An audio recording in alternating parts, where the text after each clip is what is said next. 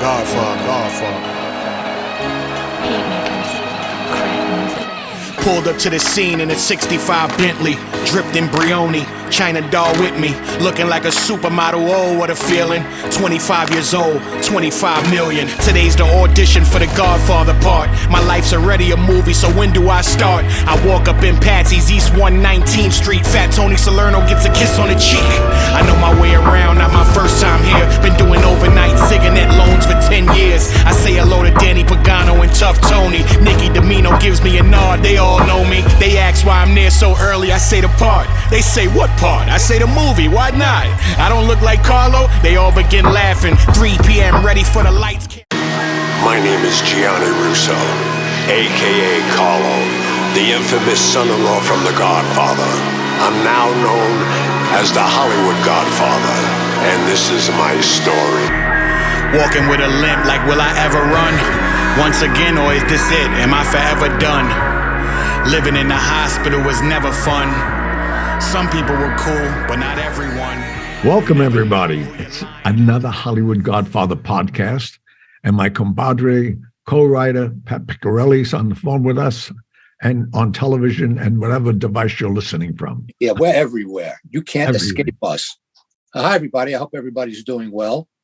Today, we're going to be discussing Angie Dickinson, an actress, very famous actress, but she has been retired for a while. She's 91 years old now.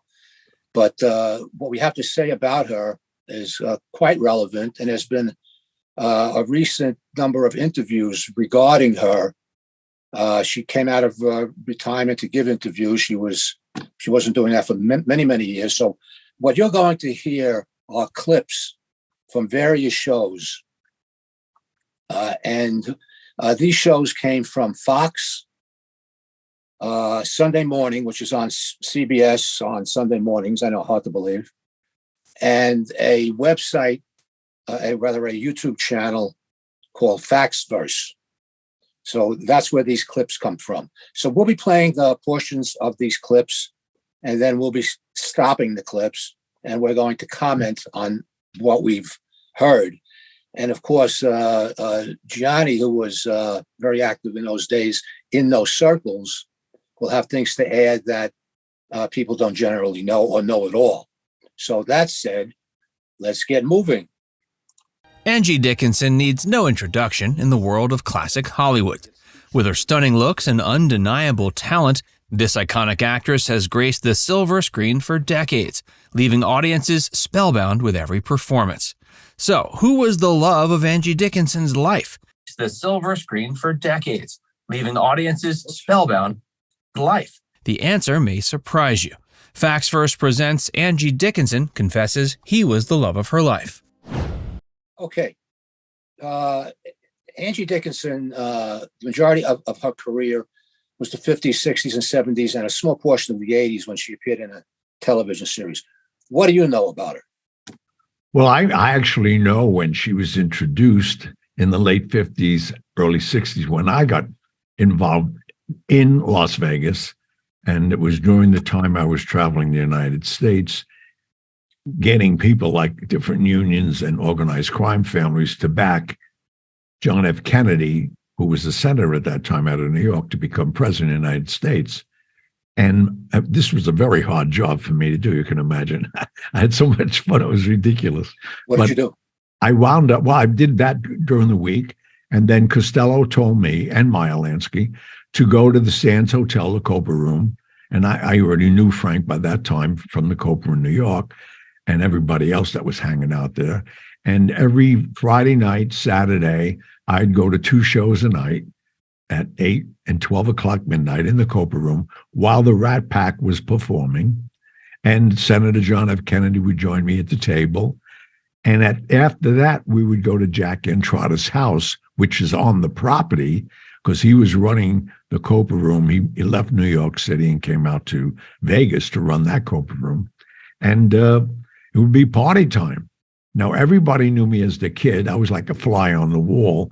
I don't think Angie Dickinson would even remember me other than the kid, because at the time I was in my late teens, and I was only there to report to Costello and Meyer Lansky on what was going on as far as the progress and Frank saying he could control the senator.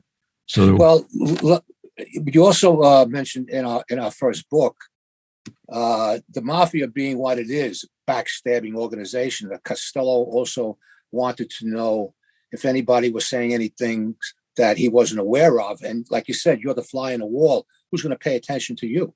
I mean, you could overhear what's going on. So that was part of your job too. well, that was all of it, basically. Well, yeah. What you just said, that was all of it. And they basically wanted me to report back on the behavior of Senator John F. Kennedy, which I couldn't understand anyway, but because there were so many things going on at that time that I went back and told him things that he knew what he was doing and I didn't, which we'll get into, I guess, as we get into to more of the story. But that's when I was introduced to Angie Dickinson. I was introduced to Julia Prowse, Ava Gardner, which, I never met at that time. And Marilyn Monroe, I met several times at Toots Shore and saw her there. So these were the ladies that were coming and entertaining the senator to become president. And we all know that eventually it came out that he had a relationship with Marilyn. So this hotel, the Sands, yeah, was mob owned? Oh, definitely. It was mob controlled and owned. Who owned it? Well, all the people I told you. I mean, they had fronts for it, but basically it was the syndicate and Costello and Meyer Lansky, and they had people running it, as we'll all know later on. That's when Howard Hughes stepped in and put his people in. But up to that point, it was all mob controlled. You also told me something interesting about the cabanas that were by poolside. That certain families had certain cabanas, and each cabana represented one of the five families. Well, the buildings basically. It was not just the five families. No, it was territories and crime families throughout the United States. Okay. So they named them after racetracks in those states, so you knew who was staying where. It was very cleverly done. They didn't have cabanas. They were actually buildings. When they built the Sands, it was basically 2 and 3 story motels surrounding a pool. And then they built the tower later on. But when it first came up, that's what it was. And all of this was under the guidance of the syndicate at that time. Not even the five families in New York didn't. They had Aqueduct. That was their building. Oh, cool. All right. Well, let's continue here and see if there's anything else that's interesting you can comment on. From humble beginnings in calm North Dakota, Angie Dickinson has captivated audiences with her remarkable talents for over 6 decades. Born Angeline Brown in 1931 to Leo Henry Brown and Frederica Hare, Angie was the second of 4 daughters from a family with deep German roots. Growing up in a Catholic household, Angie attended Bellarmine Jefferson High School in Burbank, California, where she excelled academically and won the 6th annual Bill of Rights essay contest at just 15 years old. Initially aspiring to be a writer, her life took a fortuitous turn when she won a beauty contest in 1953. She went on to study at Immaculate Heart College and Glendale Community College while working as a secretary at Lockheed Air Terminal in a parts factory. And how did she get in with the Rat Pack? I mean, everybody wanted to be in with the Rat Pack. And for those of you who don't know what the Rat Pack is, Johnny will explain it. But this was the in crowd, basically. And everybody was trying to get in to help their careers, party and all that. So comment on that. Well, it's interesting that you should say that, because they all took a fancy to her. She did a movie with John Wayne that gave her some really recognition. And they were ready to cast Ocean's 11, which they were shooting while they were appearing. I don't know where they got the energy, but they would do a show at 8 o'clock, a show at midnight, and then hang out at Jack and Trotter's pool till the sun came up. And then they'd go to the film set. But me now being an actor, at that time I couldn't figure out, but being an actor, once you're in those kind of roles, you're spending most of the 10 hours or 12 hours on the set in your trailer waiting to do something. So that's when they caught up on their sleep. I thought they were power people, because I'm saying, when do these people sleep? and Angie Dickinson got a part in the movie. And that's how she got so close to everybody at that time. Who was in the Rat Pack? Excuse me? Who was in the Rat Pack? The Rat Pack at that time was Peter Lawford, Joey Bishop, Sammy Davis Jr., Dean Martin, and Frank Sinatra. And that was the Rat Pack. There was also people that came and went, didn't they, over the years? Oh, yeah. I mean, they brought people in, and Johnny Carson was in for a minute. And it's funny, most people don't know this, but you know who created the Rat Pack originally? Who? Humphrey Bogart. How? How did he get involved with these guys? Well, he did it in Beverly Hills, and they took it over. Oh. And so they took it to a different level, obviously. And then, they did a bunch of films. They did when Ocean's 11 was the big movie. And then that was about a heist in Vegas while the entertainers were performing. They were creating this heist. It was a story within a story. And then they went on to, I met them all down in the Fontainebleau later on when they were doing Tony Rome. He did 3 movies as him being a detective, Tony Rome.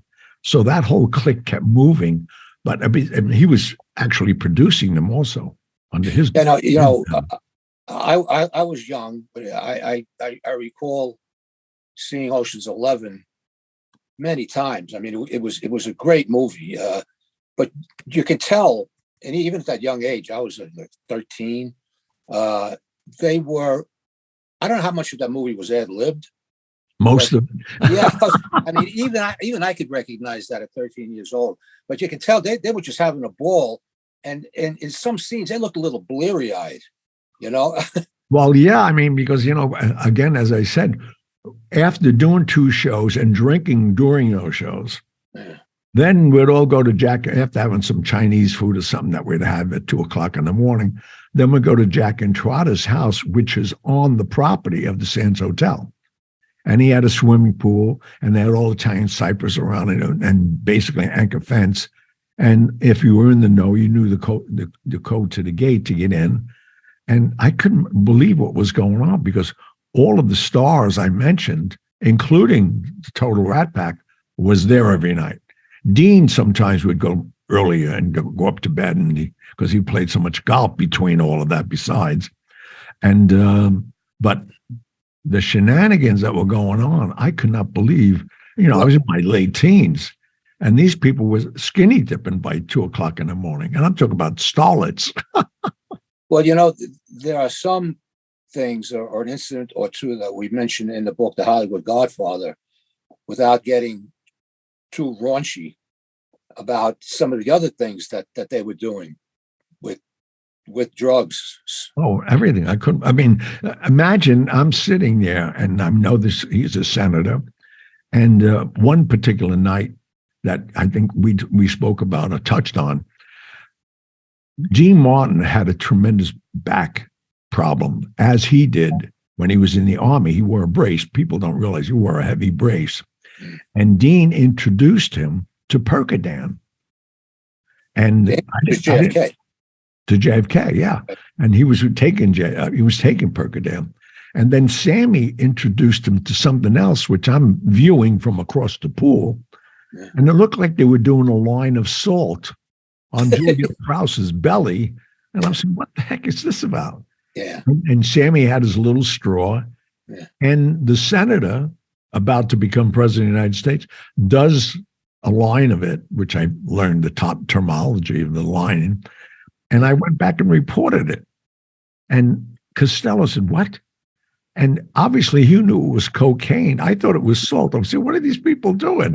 But I'm still also thinking, this guy's going to be the president of the United States, because he looked up after doing the line and looked at Dean. He said, Dean, this stuff is better than that Percodan you're giving me. And I was like, what the cocaine has been around since the 1940s. Mostly used by jazz people, celebrities, people that weren't famous at all. And it's, somebody once said, how do you know what I'm trying to think of the exact quote? Oh, you're too rich when you can afford cocaine. I mean, this stuff was expensive compared to other drugs. It was back then, even in the 70s, when I became a cop, it was $100 a gram, and that was a lot of money back then. Well, that's why I think that explains why, when Sammy Davis died, he was stone broke.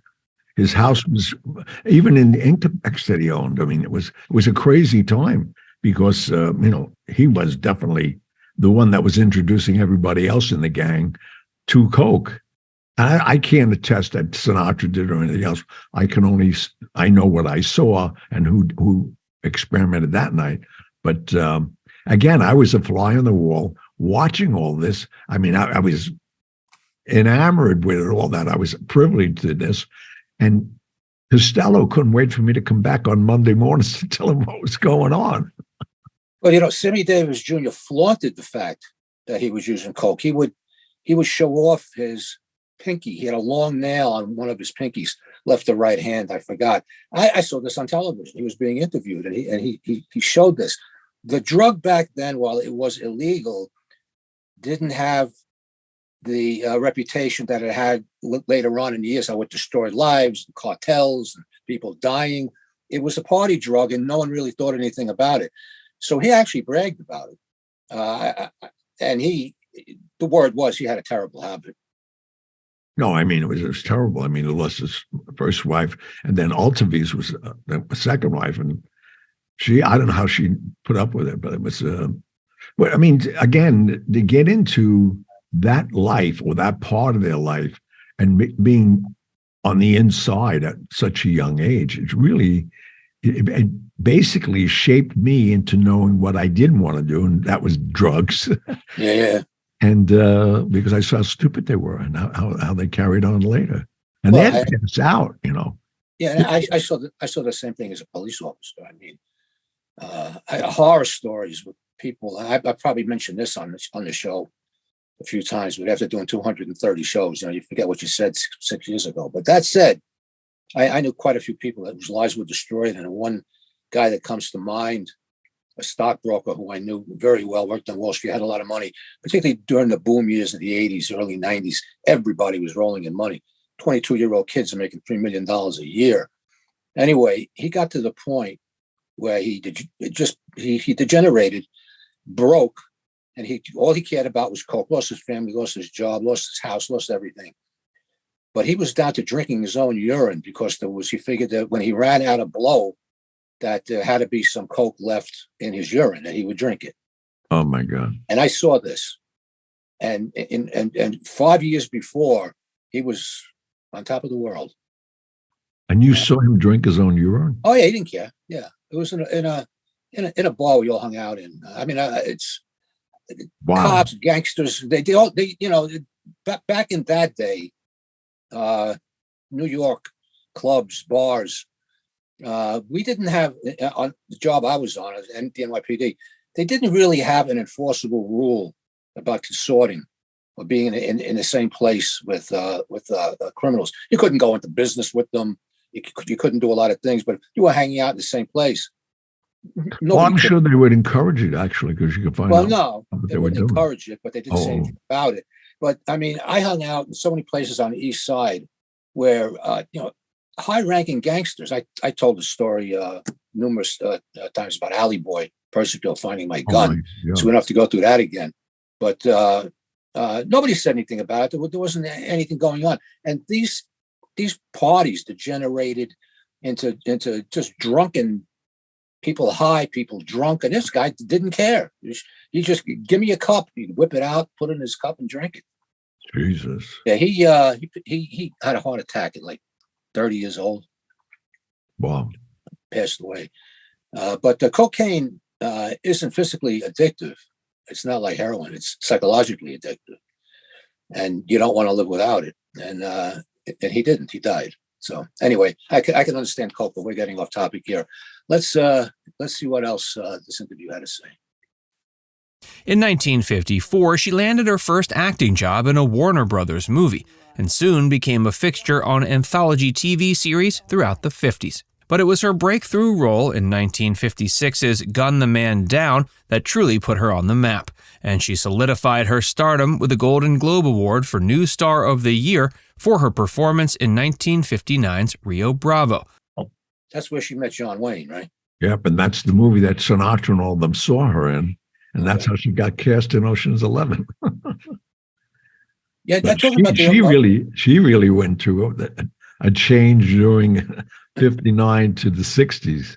well, as we'll see shortly, she's not at 91 talking about her life. She's not bashful. I mean, she talked about all the men she ran through, and She made love to every one of them, and they all loved her, and she loved them back, and she really wasn't committed to anybody. Other than one guy, which they will reveal to us, and I think our audience will be shocked to find out who the love of her life was. Yeah, we'll get into that in a while. But talking about the Ocean's 11 thing, they remade that entire franchise with the George Clooney and that crew, and they were all friends that made that movie. Well, he got the same idea. I mean, the producer of that is the same producer, believe it or not, of the original Ocean's 11. Did you know that?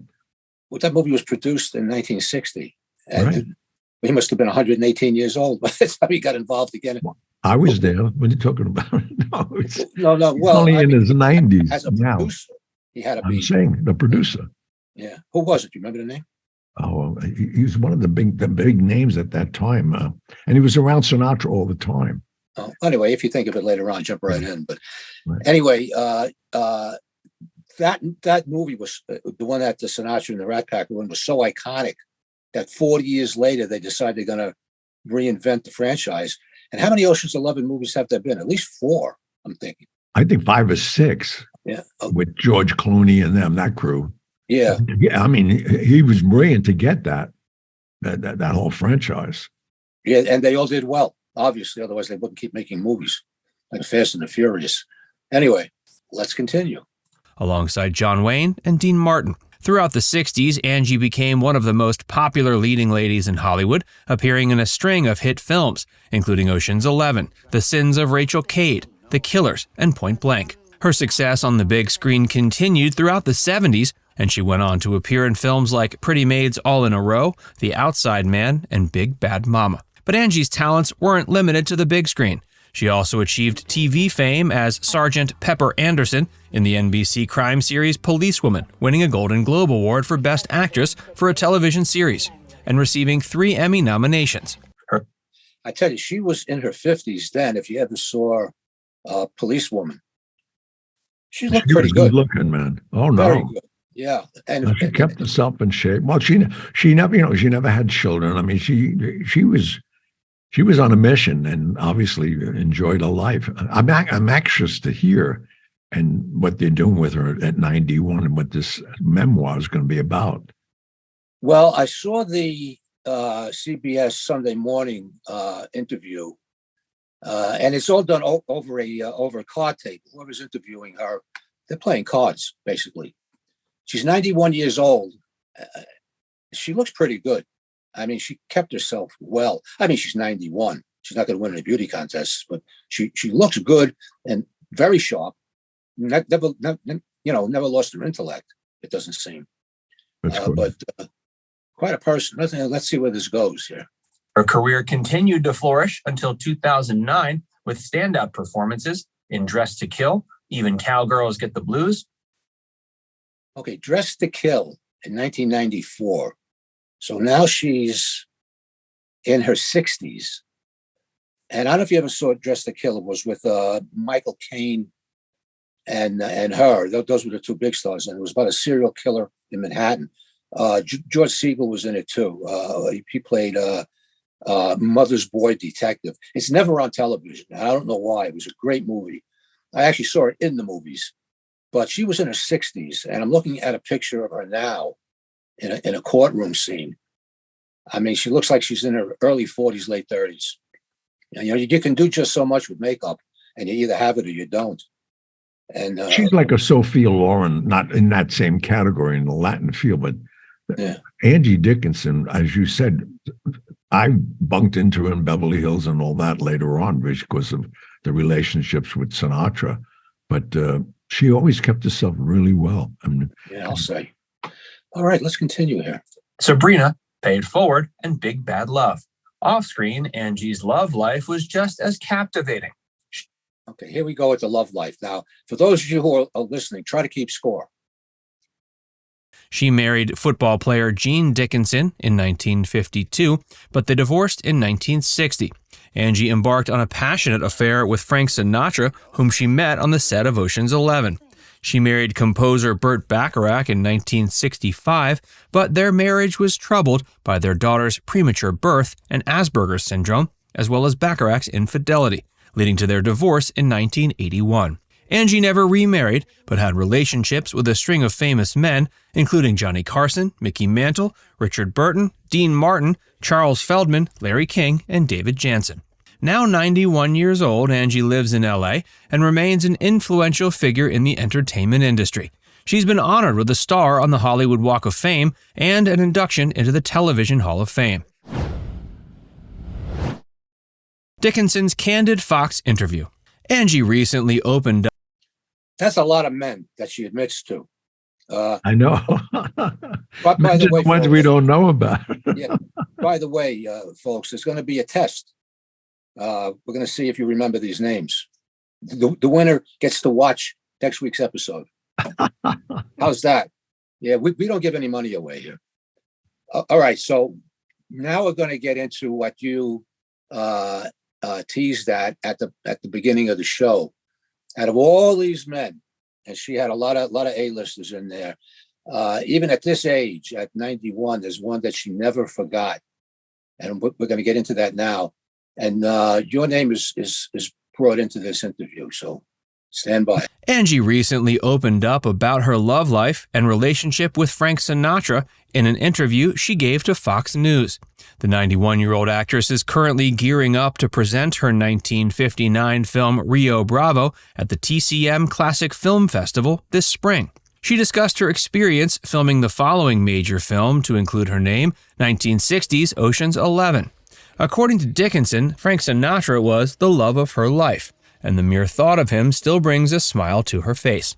She spoke highly of his talents as a singer and an actor, and while acknowledging he possessed both good and bad qualities, praised his personality.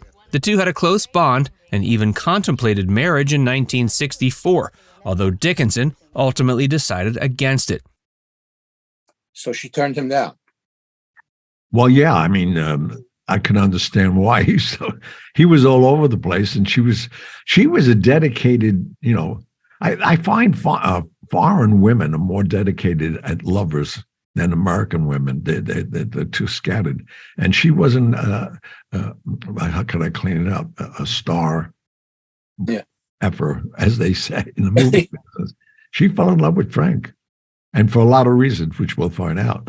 Yeah, okay. Here we go. Stating that they were content in their relationship without the need for marriage. Furthermore, she expressed admiration for Sinatra's ex-wife Nancy, who treated her with friendship and respect. You think that's true? Yeah, everybody loved Nancy. But I mean, so she still screwed her husband. That didn't mean anything, but that's not why she was not going to divorce him. Well, you remember Frank went to Nancy and told Nancy how in love he was to Ava, and asked her permission to marry Ava Gardner. That's the kind of relationship he had with his ex-wife.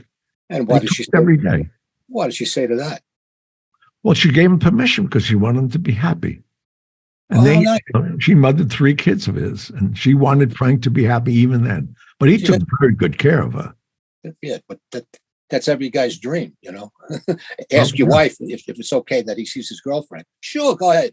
Just be home in time. Well, they were ex-wives already. Well, was his ex-wife that time? Yeah, they were already. Yeah. All right, so here we go again. After discussing her divorce from Burt Bacharach in 1981, Dickinson reflected on her memories of working with Dean Martin in Rio Bravo and how they became close friends. She described him as a funny and kind man who never failed to make her laugh despite his on-screen portrayal of a drunk. So out of all the people that she had a romantic relationship with, she never puts Dean Martin in that light. Well, you know why? But I know that they had a relationship in trailers. I know that he spoke about it. It's like the same thing they did with Marilyn. When I did a movie called Lepke with Tony Curtis, he revealed he was with Marilyn. Marlon Brando was with Marilyn. Sinatra was with Marilyn. These artists at that time, that's what their worth was. Now, I'm not saying Angie had basically a low esteem as Marilyn did, but Angie fell into that thing. I mean, she gave of herself to her friends, to say it nicely. How come I don't have friends like that? Anyway, we'll get into that later. But well, Johnny, it was also the times. Oh, 60s, yeah. 60s, flower children, free love, everything went. I mean, that was nobody frowned upon it. Yeah, I mean, even for us peons. I mean, I was having a great time, particularly in the 70s. I mean, nobody cared. Nobody cared about anything. It's just let's go out, hook up, have a great time. Only if we only had a time machine. But that's a subject for another show. All right, so she seems to treat Dean Martin with a little bit more respect in these interviews. She doesn't say anything other than he was a good friend. I wonder why she's doing that. Dean is long gone. I don't know either. I couldn't say that. Was he really the drinker he pretended to be? I mean, that was part of his act. He was a drunk. Well, it was part of his act. He used it in his act too, because basically, well, I don't want to bury the guy either. I mean, he's already buried, but he was a heavy drinker, and he used it because when he goofed on his TV show on NBC, as he was getting later on in years, he put it into the act. So I forgot the lyrics. So what? I'm drunk. There you go. That's a good excuse. Okay, let's continue. Additionally, she reminisced about John Wayne, another co-star from Rio Bravo, who initially intimidated her on set, but was ultimately supportive and provided her with invaluable advice on acting and handling fame. As far as her career, Dickinson expressed immense gratitude for the opportunities she had and continues to hold a deep passion for acting. Sinatra's secret. So what exactly was it about Sinatra that made him irresistible in the eyes of Angie and the Count? What could it possibly be? Well, let the audience find out. I was gonna make you say it, but you're not gonna do it. All right. No. All right. Let them tell you. Right. Besides that, we have to. For those of you who don't know, when you play other people's clips, you have permission to do it. But you can't do it in one steady stream. You have to keep interrupting it. So, but we have at least we have pertinent things to say without just cutting it off. And the countless other ladies who swooned over him. Let's just say Frank had a not-so-little secret that gave him quite the advantage in the dating world. His captivating persona went beyond his famous blue eyes, especially when it came to seducing women.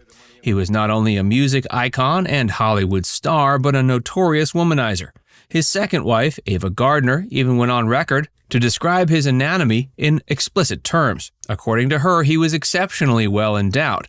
She once even quipped that, okay, this is a great quote that's coming up from Ava Gardner, and it should be etched in stone somewhere. It's funny as hell. That out of his 110-pound frame, 10 pounds of it was dedicated to his manhood. Despite being married with children, Sinatra indulged in his insatiable appetite for women from his early big band days, making his way through Hollywood starlets like Marilyn Monroe, Lana Turner, and Marlene Dietrich, as well as engagements to Lauren Bacall and Juliet Prowse, and a short marriage to Mia Farrow. Sinatra's extraordinary voice and charisma undoubtedly contributed to his success with women. But according to his friend Gianni Russo, his ample endowment left no woman wanting. You used to party with him. Oh my God, yeah. Hello. No, that's how I don't know where they got that statement from, but I'm glad they did. And they included me in this because to be included, I'm from a total different era. Yeah. And the names that they're associating me with, I got to thank this guy when I see him, whoever he is.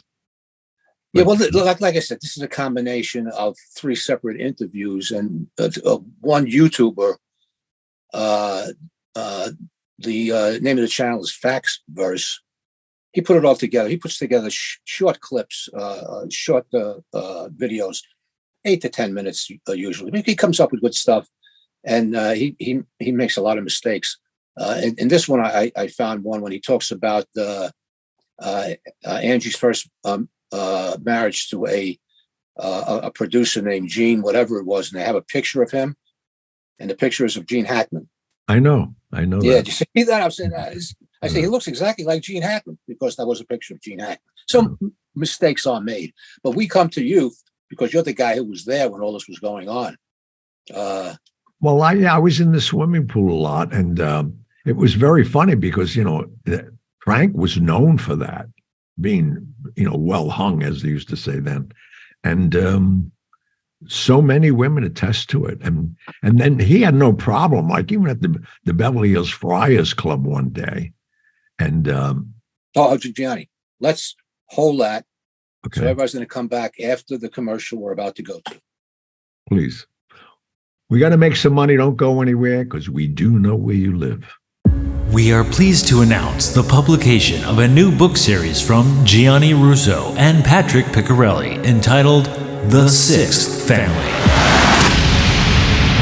When the alleged daughter of Marilyn Monroe asks for help, Gianni Russo becomes entangled in a web of lies and violence in the search for the late actress's diary. Soon, he is enmeshed in a mystery that involves a presidential candidate, a disgruntled mafia capo, a retired NYPD detective, and the past of mafia boss Frank Costello. Russo must race against the clock to stop a hostile reorganization of the American mafia while trying to stay one step ahead of a faceless killer. While listening to this book, skillfully read by Gianni himself, the listener will have to determine what is true and what is fiction. Or as Gianni says before this epic story begins, this book is a work of fiction, except for the parts that are true. Look out for the second installment of this exciting new series coming in 2023, The Sixth Family. Book 1 is available now on Amazon.com. All right, coming back. We're at the Friars Club. We're at the Friars Club in Beverly Hills and a little Sinatra trivia. And Milton Berle was the first person I ever heard, a celebrity, talking about his manhood and the size of it. And they had a contest at the Friars Club in the steam room, and both of them took it out and laid it on the bench of the fridge, and they measured it. I couldn't believe this. Two grown guys, they made a bet who was bigger. Who won? Or is Milton Berle by an inch. But not a. I'm talking about. They were very well endowed. It was craziness. I mean, who cares, but if you're going to... No, I mean, it's a fun story. Now, here we are laughing about it. But I mean, you can imagine while this was going on, I'm saying to myself, they're totally insane, these people. There's an expression about guys fighting, trying to prove a point, like who's going to win the dick measuring contest. Well, they apparently actually had them. Oh, no, they did. No, I mean, Sinatra was very proud of how he was built. And, and especially after golf games and all that, guys would run to the showers just hoping to get a glimpse of him. It was so crazy. I couldn't believe it. Okay. Funny you should bring that up because we're coming to a part here, which is a little known fact about Sinatra and what he had to carry around with him. Hold on. Sinatra's valet even revealed in his book that the star had special underwear made to contain and conceal his size in public. Even Sinatra acknowledged his animalistic desires, stating he was just looking to make it with as many women as he could. 3's the charm. The recently published book Sinatra and Me in the Wee Small Hours by Frank's former road manager, Tony Appadisano, is a memoir of the author's friendship and professional relationship with Sinatra. When speaking about Angie Dickinson, Sinatra was quoted in the book as saying she was one of the best lovers he ever had the pleasure of knowing. It's clear that Sinatra's love was fueled by his lust for her, but anyone familiar with Frank knows his carnal passion was never focused on just one person. He reportedly had an insatiable thirst for women, sometimes betting multiple partners a day and frequently several at the same time.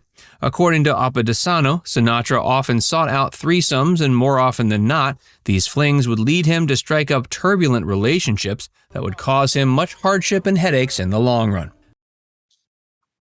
Okay, so we've learned a lot of things about some people that we never knew about, Yeah. to say the least. What do you say we cut this right about 40 minutes and come back with some mail? Whatever you want, but I'm sitting here with the biggest smile on my face because I had the privilege of traveling with Frank. Yeah. We went to the Red Cross Ball each year.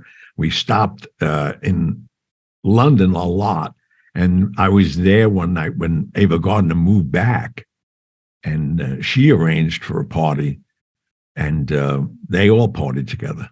Frank, Ava, some girls. And he said, "You want to come?" I said, "No, please, I don't want to come along." I spent the night with George Raft talking about it. And did you know this guy who wrote the book that they were talking about, his manager or his butler? Or Oh, I know him 100 years. He was a valet. He wasn't his manager. Uh-huh. No, I'm Tonio. That's what his nickname was. No, I mean, he was with Frank, and then when Frank died, he went with Don Rickles until Don died. Nice kid, but, I don't know how the book did. Do you know how well? No, the book didn't do well. No. I keep There's a lot of falsities in it. Yeah. All right. Let's go to the mailbag. I love it. We'll be right back. All right, we're in the mailbag. All right, we have time for a few questions. The first one is to Patrick. I know him. What is the most strange I'm trying to read this. What is the most strange incident you ever had as a private investigator? Well, I'm assuming you mean what's the strangest case? And the weirdest thing that ever happened to me, and this is something that I will never forget, and you'll understand why when I tell you what it is. It really upset me. We had just moved to where we are now, Pennsylvania. I've been here 30 years. So I'm saying probably we were living here about a year, and I got contacted by a person who owned a security firm in Pittsburgh. I'm not in Pittsburgh. I'm about an hour and a half away. And he got my name, and I forgot how. I was lost in time. But would I be interested in buying his security company? Now, he didn't do private investigations. He had security guards. Oh. So, well, I'm willing to talk to anybody. It's a business, and if it seems viable, I'll think about it. Plus, my wife was the controller of a very big security company in Manhattan. When she left the company foolishly to marry me and come here, they were doing 100,000 hours a month, and that was then. It was that's a lot of hours. Yeah. So she ran it. She controlled it. The controller. So she knows the business. So I said, I don't know a damn thing about this. So I said, let's you and I go down and talk to this guy. So we got down and went to his house, and I go into his house, and it was in an older section of town, well kept house, and he's in a man in early 50s, I guess. But we come in, and it was the middle of the winter. I'll never forget it. And he's sitting in a chair, a flannel shirt, dressed casually, and he's sweating profusely. And I just thought that odd. I mean, the heat wasn't jacked up. It was just comfortable. But anyway, we're there to listen to what he has to say. And he's talking about the hours. He has a small company. He had like 10,000 hours a month. But like I said, my wife knows the business. And we figured if this is going to become a deal, we can build it up. But trust me, not based on what I know. So based on what she knew about the business, which was a lot. So we're talking, and he comes out with a price that I thought he was almost giving it away. So I said, why are you selling this so cheaply? And he said, truthfully, I'll give you the business if you'll do me a favor. I think exactly. Did I tell you that before? No, but the guy was asked dying. me to kill him. Yeah. He was dying, and he said, that was the sweating. He was in a lot of pain, apparently. I don't know what he had, probably cancer. And I'm not, caught speechless a lot. I mean, I'll always have an answer for something. But I mean, my jaw just dropped. I thought he was kidding. That lasted about a second and a half. And he said, it was so sad. He said, I just can't do it. He said, I just can't do it. And then I'm wondering, how the hell did he get my name? I just moved to the area. Well, I'm there a year. But the interesting thing in my warped mind, even though your wife was there, you could have killed him. She can't testify against you. Well, thank you very much. I never thought of that. And he had the paperwork right there. He said, I will sign this over to you right now. And I just felt so bad for the guy. And I started talking to him like a son, and we just walked away. And I still think about this guy. And, people ask me, well, did you ever follow up? And I couldn't do it. I could not follow up on what became of this guy, because my feeling was he found somebody to do it. Well, and if it would have been ruled a homicide, I would have heard about it. Because Pittsburgh, it being a city, is like a small town. It's what's termed a big city, but you can walk from one end to the other in 20 minutes. Really, it's not very big at all. And something like that, I would have heard of. So I'm assuming somebody did it, and it was deemed a homicide. But that's my strangest case. I can't thank you for asking me that. What's his name? John. But it's interesting anyway. Okay. This is from Gina Fujiani. I found your podcast several months ago and have been listening ever since the first episode. I was somewhere in the middle of season 10, and all of a sudden, now I can't see all episodes. I only see episodes 214 to 219, or just the current episode. What happened? Did I miss something? I was so close to being up to date with the podcast and want to continue where I left off. Please let me know what happened. I had someone else check on their phone to make sure it was just me, but it isn't. Thank you for what you're doing. Love you guys. Okay, what's the date on this? Okay, the second. We could do that later. No, let's not do that. Okay, but I know what it is. Oh, what is it? Okay, we switched platforms on the day this woman could not find our former episodes. Oh. We went from SoundCloud to Podbean. All the episodes were supposed to have been switched over. Right. Now we know they're not. Well, thank God then for her. Well, yeah, Gina, thank you so much. Gina, we thought everything was transferred. Okay. It was supposed to be an automatic switch. And it'll be taken care of, trust me. After this show, we will get on the phone and we know exactly who to call. But yeah, I can't thank you enough. Yeah, really, thank you is right. Yeah. Okay.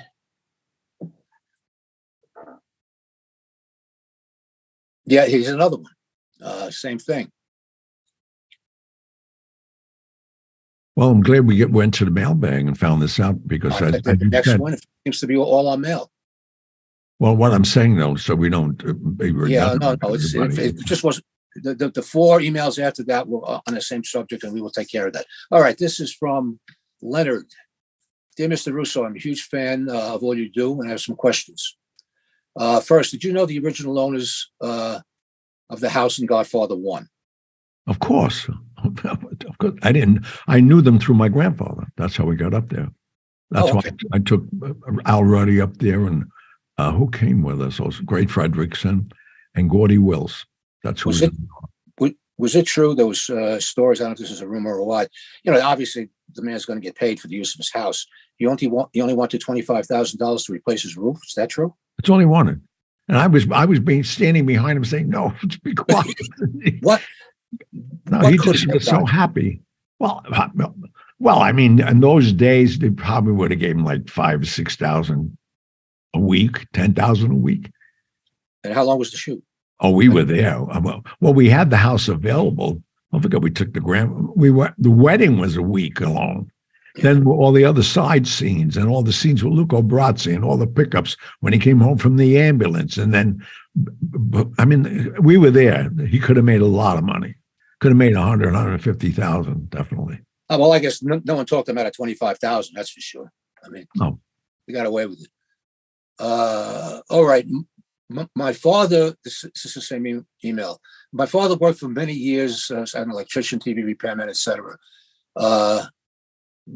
Were they mobbed up? I think he's talking about the electrical union. Well, I can't talk about an electrical union. Every union in New York is mobbed up. That's what I figured. Yeah. They're all mobbed up. Crazy. Does my father's name ring a bell? Last name is Ciccone. Ciccone, I guess it's called. It's pronounced. Okay. No. Well, we answered that one. I wasn't hanging out with electricians in my 20s, believe me. I figured, you never know. Okay, there's a couple of accolades. What a great job you're doing. People wants to meet you in Atlantic City, etc. Well, moving on. Okay, this is from Mac. I enjoyed your book. A whole lot of life lessons there for sure. If you ever do a dinner for the boxing club charity, please let me know. We'd love to come. Sounds like it's a great cause. All right, talking about books. I assume he's talking about our first book. Right. Just want to remind our listeners, we do have a second book called The Sixth Family. Doing well, but it could do better. We need the same people who bought our first book to buy the second book. Well, that was the plan. The first book was Johnny's memoir, so obviously it's nonfiction. The Sixth Family is strictly fiction based on truth. So we've gotten accolades. Well, you can just go to Amazon and see all 5-star reviews. It is a good story. Talk about that book, though. Well, give me the update. When is the audio book coming out on the 6th? Okay, funny you should ask. The audio book was finished 2 weeks ago. You finished it, and our editor Mike Dell, who we had on the show last week, edited it, and I believe he said it'll be out close to the end of May. Oh, great time! The platform for the book is Audible, audible.com. They're the world's biggest audiobook producers. They are owned by Amazon. They have to go through it, and they went through it once already for the technical side of it to see that everything was done correctly, and it was. Now they're going through it for content. They want to see if we're not advocating overthrowing the government, things like that. So everything should fall into place. And the audio book will be out, as I said, probably in a couple of weeks. We will make an announcement everywhere. You will know it. Social media, on the show, everywhere. So you will know it. Okay, thank you for that. This is from Chris. Gianni, can you explain, and he puts this in quote, the so-called, close quote, assassination of Pope Paul I as described by Italian mafia hitman Anthony Raimondi? Well, I don't know Anthony Raimondi, and I don't know what he said, so I can't quote it. But can you impart any facts about whether the Pope was killed or not? I mean, there have been several popes killed, but you never talk about it. And they're all the assassinations, if you look into it, all done in the Vatican. Yeah, so but I'll leave it up to you. Most of what you're talking, I'm going to put you on the spot here. Most of what you're talking about took place many, many years ago. He's talking about the most recent Pope that was killed. I know what he's talking about. Okay, so that's all you're going to say? No. Yeah, definitely. I have a very good relationship with the Vatican. I'm not going to tarnish my podcast. Right. Okay, but he says the same guy that mentions the Pope things. By the way, I love the podcast. I listen every Wednesday morning. Best wishes to you and Patrick. Well, thank you very much. Thank you. Okay. All right. We got some long emails here, and we will just save them for the next time. Or at our self-imposed. I really want to thank all the people who commented on the missing shows, because we just made this transition, 2 or 3 weeks ago, or not even, with the show. The cutoff was the 2nd of this month, and that's when that first writer said the show's vanished. Okay, good. So, Thank you all for that. Whoever wrote in for that, thank you so much, because we would never know. I'm going to take care of that in the next 10 minutes. Okay, then. All right. Well, thank you all for tuning in. We'll be back next week with some more interesting stories. Keep the cards and letters coming. Pat, have a great weekend. You too, Johnny, and to everybody, have a good weekend. Bye-bye. Bye-bye.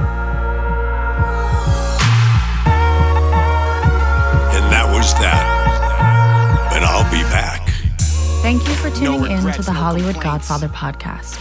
You can contact Gianni Russo or Patrick Picciarelli with your questions and comments through the contact section of our website, HollywoodGodfatherPodcast.com, which is where you can also subscribe to our weekly newsletter. You can also call and leave us a message at 646-776-3038. Remember to follow us on Instagram at Hollywood Godfather and on Facebook, as well as leave us a review on Apple Podcasts. We'd like to know what you like about what we're doing, what you'd like to hear in the future, and anything else you might suggest to improve our podcast. Most importantly, hit the subscribe button. We'll be back next week with stories of the mob in Hollywood as well as answers to your messages. Good night. My kids still can't believe I sat with a saint. My life's like scenes out of a movie. I'm the Hollywood Godfather, truly. I got stories with them all. You know, celebrities, world leaders, icons. Who knows what's next for me? I'll never get too old to have a little fun. Come on, I'm Gianni Russo, a genuine one of a kind. What a ride it's been, this life of mine. And I ain't done yet. I'll be back. Until next time. And that was that.